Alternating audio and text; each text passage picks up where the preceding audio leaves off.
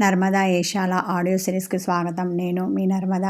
నేను రాసి మీకు వినిపిస్తున్న మరో hot touching love story agreement marriage భాగం 24. ఆఫీస్ నుండి అప్పుడే వచ్చిన కిషోర్ బయలుదేరడానికి సిద్ధంగా ఉన్న వాళ్ళని చూసి, అదేంటి మామయ్య, ఇలా వచ్చారో లేదో అలా వెళ్ళడానికి సిద్ధమయ్యారు? ఆశ్చర్యంతో అడిగాడు. విషయం ఏమిటో తెలుసుకున్న తర్వాత ఇంకా ఇక్కడ ఉండడం మంచిది కాదు, అందుకే బయలుదేరుతున్నాం. నువ్వు మాతో పాటు వస్తే బాగుంటుంది అన్నాడు హిమజ తండ్రి మహిపాల్. మీ అమ్మాయి నా ముఖం చూడ్డానికి కూడా ఇష్టపడడం లేదు, ఫోన్ చేసినా మాట్లాడడం లేదు. అలాంటిది ఎలా రమ్మంటారు మామయ్య? వచ్చి ఆమె చేత అవమానించబడమంటారా? అయినా హిమజ గట్టిగానే ఫిక్స్ అయింది కదా నాతో విడాకులు తీసుకోవాలని. ఇప్పుడు నేను వస్తే మాత్రం తన నిర్ణయం మార్చుకుంటుందా? నాకైతే నమ్మకం లేదు. అయినా తనకు నచ్చనప్పుడు బలవంత పెట్టడం సబబు కాదు. మీరు మీ అమ్మాయికి మనసుకి ఆమె అభిప్రాయాలకు విలువ ఇచ్చి విడాకుల దిశగా ఆలోచించండి. ఇంతకన్నా నేనేమి చెప్పలేను అన్న అతడు తన గదికి వెళ్ళాడు. అర్జున్ అవని ఇంటికి వచ్చేసరికి బాగా ఆలస్యమైంది. వాళ్ళ రాక కోసం ఆత్రంగా ఎదురుచూస్తూ ఉంది అవని తల్లి మధుమతి. ఇంట్లోకి రాగానే ఎదురుగా కనిపించిన తన తల్లిని చూసి, అమ్మా, నువ్వెప్పుడు వచ్చావు? ఆశ్చర్యంతో అన్నది అవని. అల్లుడుగారు బాగున్నారా? అర్జున్ని పలకరించిన మధుమతి, సాయంకాలమే వచ్చాను. మీరు బయటికి వెళ్ళారు, త్వరగానే వస్తారని చెప్పడంతో మీకోసం ఎదురు చూస్తూ ఉన్నాను. చిన్నగా నవ్వి కూతుర్ని హక్ చేసుకుంది. అర్జున్ బాగున్నట్టు తల ఆడించి ఫ్రెష్ అప్ అవ్వడానికి తన గదికి వెళ్ళాడు. అవని, తొందరగా వెళ్ళి నీ బ్యాగ్ సర్దుకొనిరా, వెళ్దాం అన్నది. అమ్మా, ఇప్పుడెక్కడికి? అనుమానంతో కనుబొమ్మలు ముడివేసింది ఆమె. రేపు మన ఇంట్లో 16 రోజుల పండగ ఉంది కదా. పెళ్ళికి వేసిన పందిరి తీయడం, 10 మందికి మీ చేత భోజనాలు పెట్టించడం చెయ్యాలి. నువ్వు అల్లుడుగారు వస్తే తీసుకెళ్తాను అన్నది. అక్కడే ఉన్న కస్తూరి, అబ్బాయి కూడా ఇప్పుడే ఎందుకు మధుమతి? నువ్వు అమ్మాయిని తీసుకెళ్ళు, వాడు రేపు మాతో పాటు వస్తాడు అంది ఆమె. సరే వదిన, మీ ఇష్టం అనడంతో అవని తన గదికి వెళ్ళింది. అప్పుడే ఫ్రెష్ అయి వాష్రూమ్లో నుండి వచ్చిన అర్జున్ తువాల్తో ముఖం తుడుచుకుంటూ డల్గా కనిపించిన అవనిని చూసి, ఏమైంది అలా ఉన్నావు అన్నాడు. అమ్మ నన్ను తీసుకెళ్ళడానికి వచ్చింది. వేలగా అతన్ని చూసింది ఆమె. ఉదయమేగా మీ పుట్టింటి వాళ్ళు గుర్తుకు వస్తున్నారని చెప్పావు. అలాగే మీ వాళ్ళకి నువ్వు గుర్తుకు వచ్చి ఉంటావు. అందుకని తీసుకెళ్ళడానికి వచ్చి ఉంటారు. ఇంకేంటి, హ్యాపీగా వెళ్ళిరా అన్నాడు. నేను వెళ్తున్నందుకు మీకు కొంచెం కూడా బాధగా లేదా? అతని కళ్ళల్లోకి సూటిగా చూసింది. చాలా ఉంది. నిజానికి నేను వచ్చేటప్పుడు ఏదేదో ఊహించుకున్నాను. కనీసం ఈరోజైనా ఫస్ట్ నైట్ చేసుకోవడానికి నువ్వు పర్మిషన్ ఇస్తావేమో అనుకున్నాను. అది లేదని మీ అమ్మగారిని చూడగానే అర్థమైంది. ఆమె మెడ చుట్టూ చేతులు వేసి తన తలని ఆమె తలకు ఆనించాడు. అలా ఎలా అనుకున్నారు? విస్మయంతో అతన్ని చూసింది. అతడు మరి దగ్గరగా ఉండడంతో అతడు వదిలిన ఊపిరి ఆమెకు, ఆమె వదిలిన ఊపిరికి అతనికి తెలుస్తోంది. ఏమో అలా అనిపించింది అంతే. దూరంగా జరిగి భుజాలు కదిలించాడు. అతడు దూరంగా జరగగానే శాశ్వతంగా దూరమైపోతున్న ఫీలింగ్ కలిగింది ఆమెకు. వెంటనే అతని చెంత చేరి అతన్ని కౌగిలించుకుంది. అతని పెదవులపై చిరునవ్వు వచ్చి చేరగా ఆమె చుట్టూ చేతులు వేసి ఆమెను మరింత గట్టిగా తన హృదయానికి హత్తుకున్నాడు. అదేమిటోనండి, నిన్నటి వరకు పుట్టింటికి వెళ్ళాలి అనిపించింది, ఇప్పుడేమో మీతోనే ఉండిపోవాలి అనిపిస్తుంది. మనసు చిత్రమైంది కదూ. క్షణక్షణానికి తన అభిప్రాయాలను మార్చుకుంటుందేమో. అతని అనాచ్ఛాదిత ఎదపై తన చెంపను ఆనించి అతని గుండె చప్పుడు వింటోంది. అతని గుండె సడి, నాది కూడా సేమ్ ఫీలింగ్ అని ఆమెకు చెప్పకనే చెప్పింది. అయితే నన్ను నీతో పాటు రమ్మంటావా? ఆమె వీపు నిమురుతూ అడిగాడు. అమ్మ మనిద్దరిని తీసుకెళ్తాను అన్నది, కానీ అత్తయ్య వద్దు, రేపు మాతో పాటు వస్తాడని చెప్పింది. కస్తూరి అలా చెప్పినందుకు బాధపడింది. మరింకేం, ఒక్క పూటేగా, రేపు ఉదయానికి నీ ముందుంటాను, సరేనా? ఆమె ముఖాన్ని తన 2 చేతులతో పట్టుకొని నుదుటిపై ముద్దు పెట్టాడు. తల ఆడించింది. ఆమె భుజాలు పట్టుకొని దూరంగా జరిపి, ఇప్పటికే బాగా లేట్ అయింది, అత్తయ్యని ఇంకెంతసేపు ఎదురు చూడపెడతావు, వెళ్ళి రెడీ అవ్వు అన్నాడు. ఆమె ఫేస్ వాష్ చేసుకొని 2 చీరలు ఒక బ్యాగ్లో పెట్టుకొని గదిలో నుండి హాల్కి వచ్చి, అమ్మా వెళ్దామా అంది.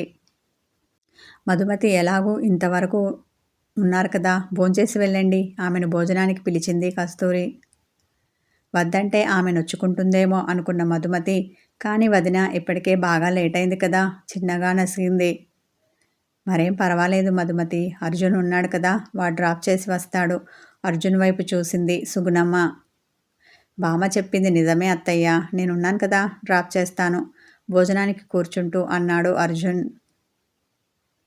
దాంతో వాళ్ళు భోంచేసిన తర్వాత అర్జున్ వాళ్ళని వాళ్ళ ఇంటి దగ్గర డ్రాప్ చేసి వచ్చాడు. ఉదయమే కాలింగ్ బెల్ మోగడంతో వచ్చి తలుపు తీసింది హిమజ. ఎదురుగా కనిపించిన అతన్ని చూసి షాక్ అయింది. గుమ్మానికి అడ్డుగా నిలబడ్డావు ఏంటి, పక్కకు తప్పుకో, దమయంతి అనడంతో పక్కకు జరిగింది హిమజ. వాళ్ళు లోపలికి వచ్చారు. తన తల్లిదండ్రులతో పాటు లోపలికి వచ్చిన అతనితో, నువ్వెందుకు వచ్చావు అన్నది. మేము రమ్మంటేనే వచ్చాడు అన్నాడు హిమజ తండ్రి మహిపాల్. వీళ్ళ మాటలు విని అప్పుడే లేచిన మధుమతి హాల్లోకి వచ్చి, అల్లుడుగారు బాగున్నారా అతన్ని పలకరించింది. అతడు తల ఆడించి చిన్నగా నవ్వాడు. మగత నిద్రలో ఉన్న అవనికి వీళ్ళ మాటలు వినిపించాయి. గబాల్న కళ్ళు తెరిచి, అప్పుడే అర్జున్ వచ్చాడా ఏంటి అనుకొని పరుగున వచ్చింది. అక్కడ కిషోర్ కనిపించగానే అవని ముఖం చిన్నబోయింది. అంతలోనే ముఖంపై నవ్వు పులుముకొని, బావగారు బాగున్నారా, ఇదేనా రావడం, చిరునవ్వుతో అతన్ని పలకరించింది. బాగున్నాను అవని అన్న అతడు, మీ వారెక్కడా, నాకు పరిచయం చేయవా ఆమెను అడిగాడు. ఇంటి దగ్గర ఉన్నారు, కాసేపట్లో ఇక్కడికి వస్తారు, అప్పుడు పరిచయం చేస్తాను అన్న అవని. నా పెళ్ళికి మీరెందుకు రాలేదు కినుగ్గా అడిగింది. కుదరలేదు అవని, సారీ అన్నాడు కిషోర్. దాంతో ఆమె అతన్ని ఇంకేమీ అడగలేదు. ఫేస్ వాష్ చేసుకోవడానికి వెళ్ళింది. హిమజ అలా బెల్లం కొట్టిన రాయిలా నిలబడతావేంటి, అల్లుడు గారిని గదికి తీసుకెళ్ళు, చాలా దూరం ప్రయాణం చేసి వచ్చారు కదా, స్నానం చేసి రెడీ అవుతారు, ఈలోపు నేను టిఫిన్ల ఏర్పాట్లు చేస్తాను అన్నది మధుమతి. అప్పటికే మిగతా వాళ్ళు తమ గదుల్లోకి వెళ్ళారు. చేసేదేమీ లేక కిషోర్ని తన గదికి తీసుకొని వచ్చింది హిమజ. గదిలోపలికి రాగానే తలుపు వేసి, మీరు ఏ ఉద్దేశంతో వచ్చారో నాకు తెలియదనుకుంటున్నారా, కానీ మీ ఉద్దేశం నెరవేరదు, నేను మీతో రాను, మీతో కాపురం చెయ్యను తెగేసి చెప్పింది. అతడు ఆమెను కోపంగా చూసి వాష్రూమ్కి వెళ్ళి తలుపు వేసుకున్నాడు.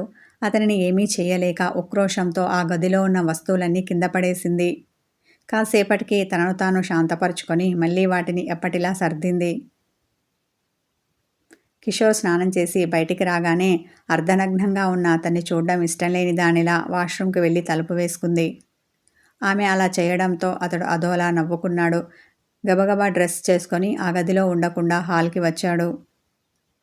అప్పుడే ఫ్రెష్ అయి వచ్చిన అవని తాతగారు సుందరయ్యను చూసి, తాతయ్య మీ ఆరోగ్యం బాగోలేదని తెలిసింది, ఇప్పుడు ఎలా ఉంది ఆప్యాయతతో పలకరించాడు. పెద్ద వయసు కదూ, అప్పుడప్పుడు ఇలా జబ్బుపడి ఇంట్లో వాళ్ళని కంగారు పెడుతూ ఉంటాను, ప్రస్తుతమైతే బాగానే ఉన్నాను చిన్నగా నవ్వాడు సుందరయ్య. ఇంతలో ఒక్కొక్కరుగా స్నానం చేసి రెడీ అయి వచ్చారు. టిఫిన్ రెడీ, తినడానికి రమ్మని మధుమతి పిలవడంతో అందరూ డైనింగ్ టేబుల్ దగ్గరికి వచ్చారు. కానీ అందరి ముఖాలు గంభీరంగా ఉన్నాయి. అలా ఎందుకున్నారో అవనికి అర్థం కాలేదు.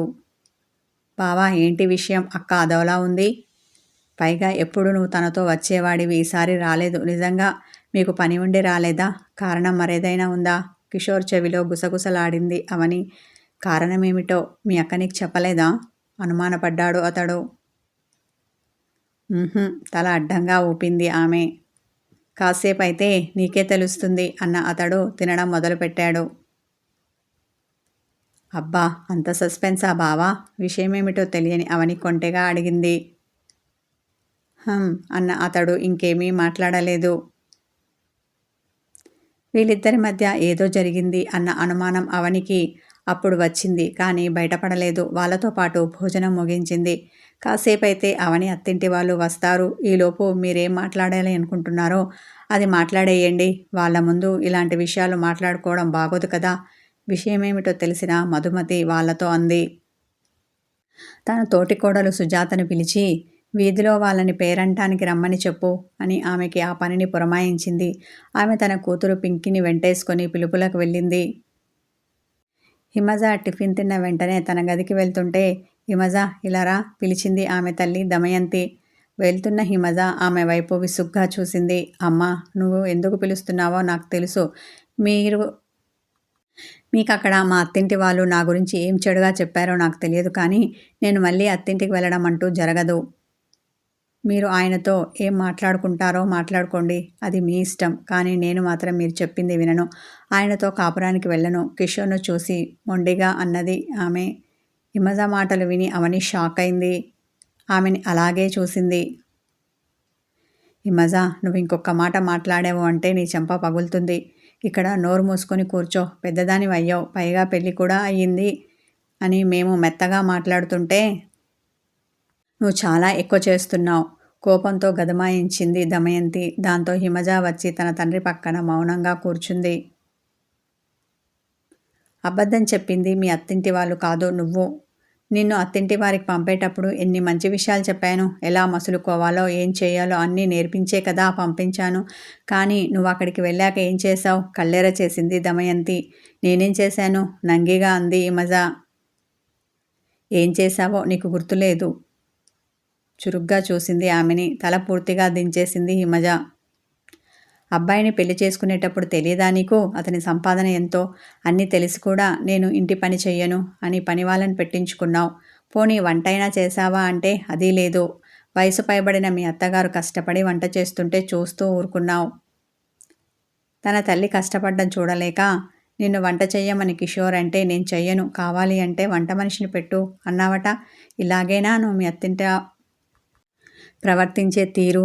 పైగా పుట్టింటికి వచ్చినప్పుడల్లా నాతో మా అత్తయ్య మంచిది కాదు అని ఆవిడ మీద ఏదేదో చెప్పేదానివి. కానీ నిజానికి ఆవిడ కాదు చెడ్డది, నువ్వు చెడ్డదానివి.